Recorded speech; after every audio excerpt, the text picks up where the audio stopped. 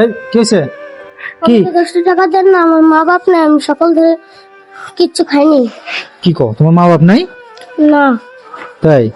তুমি সকাল থেকে কিছু খাও নাই? সত্য? তুমি থাকো কই? স্টেশনে থাকি। এই স্টেশনে থাকো? হুম। তাই? প্রিয় বন্ধুরা দেখেন, কত দুঃখজনক একটা বিষয়। এই ছেলেটি বর্তমান এই স্টেশনে থাকে, তার খাওয়া হয় নাই দুপুরে।